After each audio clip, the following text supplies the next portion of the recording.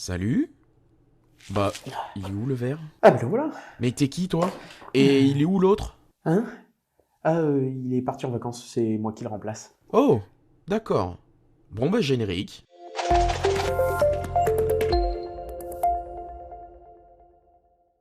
Une société qui échange?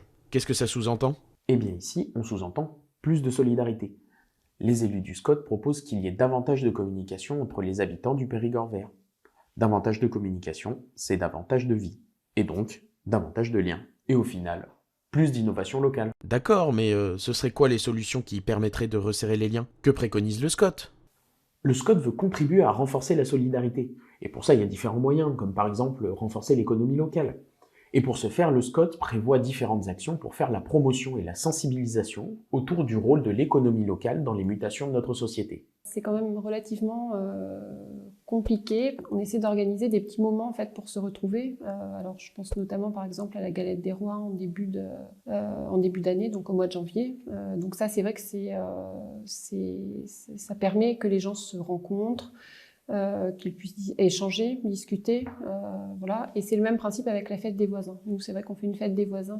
Alors c'est vrai que c'est souvent la mairie qui organise, mais en fait ça permet voilà, aux gens de se rencontrer et de pouvoir échanger sur des thématiques diverses et variées. On l'a expérimenté ici et je m'en rends compte, ce sont essentiellement les rendez-vous non formels, des rendez-vous hebdomadaires, si on peut. C'est le hasard des rencontres qui fait que les gens se croisent, se parlent, se connaissent mieux. On n'est pas forcément sur quelque chose d'extrêmement ciblé, comme un événement festif, qui lui est très intéressant aussi, mais qui parfois s'adresse à un public très ciblé. Et après, au-delà de ça, il y a toutes les activités que peuvent être portées par des associations. Mais là aussi, on est souvent dans du public cible. Le SCOT préconise aussi d'implanter des commerces au sein des polarités commerciales, dans l'enveloppe du bourg en fait. Pour moi, effectivement, la mise en place d'un commerce, c'est quelque chose de très important. Au village, là, je ne sais pas si vous l'avez remarqué, on a une petite boulangerie, épicerie, on a un petit restaurant qui marche très bien. Et si vous voulez, on s'aperçoit quand on fréquente un peu la boulangerie, par exemple, que tous les matins, il y a tout un tas de personnes qui viennent, simplement pour acheter leur pain, bien sûr, mais pour discuter. Donc il y a un vrai lien qui se crée. Au bistrot, c'est pareil, le matin, des gens qui viennent boire le café. Et ça, je pense que c'est primordial pour une cohésion assez forte dans un village. Waouh! Et il prévoit quoi pour favoriser les commerces de proximité et les producteurs locaux? Pour ça, le SCOT propose des mesures pense-bête qui permettraient de faciliter le lien entre les habitants et les producteurs locaux. Il conseille notamment l'élaboration d'un annuaire des commerces et services permettant de faciliter l'accès au commerce de production locale. Il conseille aussi de communiquer plus sur les marchés de producteurs et sur les producteurs ayant un point de vente. C'est ce qu'on appelle des mesures subtiles. Ça peut paraître évident dit comme ça, mais tout le monde ne le fait pas. Aujourd'hui, l'idéal, c'est qu'ils aient des loyers pas trop importants.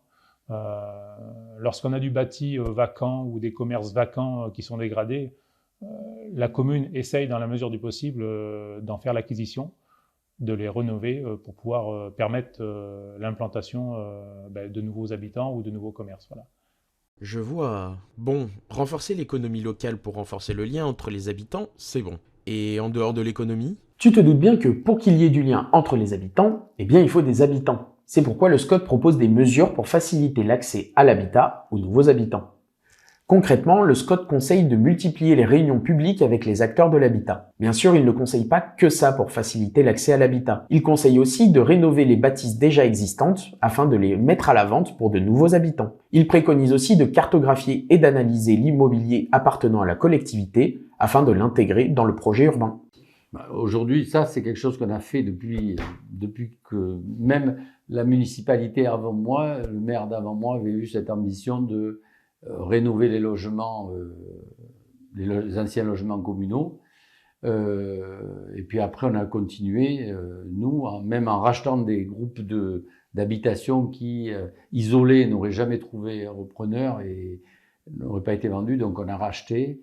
C'est un travail qui est déjà fait en grande partie, puisqu'on n'a pas de locaux disponibles sur le bourg de Mondagrier. Voilà. Ah d'accord, c'est sacrément complet, et donc le SCOT prévoit ça pour renforcer le lien entre les habitants? Oui, mais pas uniquement. Le SCOT prévoit aussi des mesures pour agir directement sur le lien. Comment ça? En fait, ce sont des mesures qui agiront directement sur la relation entre les habitants. Je pense notamment à cet objectif de tolérance de proximité. Le SCOT préconise d'éviter un maximum les règles visant à interdire la mixité fonctionnelle et de cadrer les nuisances de voisinage. Attends. Ça va trop vite là. La mixité fonctionnelle? Qu'est-ce que? Concrètement, c'est arrêter les solutions de facilité avec la construction de lotissements industriels ou de maisons individuelles avec véhicules individuels entre les deux pour les relier. Si on veut philosopher, on peut dire que le SCOT propose de réinventer la notion d'urbanité qui permet de se connaître davantage les uns les autres. Et l'urbanité, eh bien, c'est le village. Ok, je comprends. En fait, le SCOT veut que les plans locaux d'urbanisme incluent la notion de lien village-hameau entre les villages. La ruralité ne se centre pas sur un seul point, mais sur un ensemble de points. Là, tu deviens un peu conceptuel. Pardon, ce que j'ai compris au final, c'est que un seul village ne peut pas constituer un point névralgique au sein de la ruralité du Périgord vert. Des points névralgiques, il y en a partout en milieu rural, en fonction des saisons, des animations. Pour résumer, il y a de la vie partout à la campagne, et c'est cette vie que le SCOT souhaite mettre en valeur. C'est ça? Bon, point névralgique, on a la chance à Saint-Médard d'avoir quelque chose de très centré, avec la mairie, les anciennes écoles qui ont été restructurées, d'une partie en centre de loisirs et d'un autre côté en salle de mise à disposition d'associations, justement. Le centre névralgique, il va être là. Il y a la salle polyvalente, il va y avoir une MAM, une maison d'assistance maternelle. Il y a un mini-stade qui est prévu à proximité. Tout ça, c'est très, très concentré, dans un rayon, on va dire, de 200-300 mètres. Si on parle de festivités, plus particulièrement, sur la commune, on a un hameau, on peut appeler un village parce qu'il y a une église, c'est un village, c'est Gandumas, et qui, tous les ans, où se déroule une fête, la fête des Goujons. C'est pas ancestral, mais ça date déjà de plus de 40 ans. Tout le monde l'attend, c'est vraiment une fête que toute la commune, et même les communes alentours, connaissent et attendent, oui. Bon, ça constitue un centre d'intérêt, si on veut. Mais j'ai tout compris en fait. Le SCOT prévoit de mettre en place un paquet d'actions pour favoriser la solidarité entre les habitants. Alors je t'arrête tout de suite. Le SCOT ne va pas mettre en place toutes ces mesures. Alors oui, il va en mettre quelques-unes en pratique, mais le SCOT est avant tout là pour du conseil. Ce sont les mairies et les communautés de communes qui mettront en place les mesures proposées, voire imposées, par le SCOT. Mais si tu veux en savoir plus, je t'invite à aller sur leur site internet www.scotpérigordvert.com. Mais enfin ça, tu le savais déjà.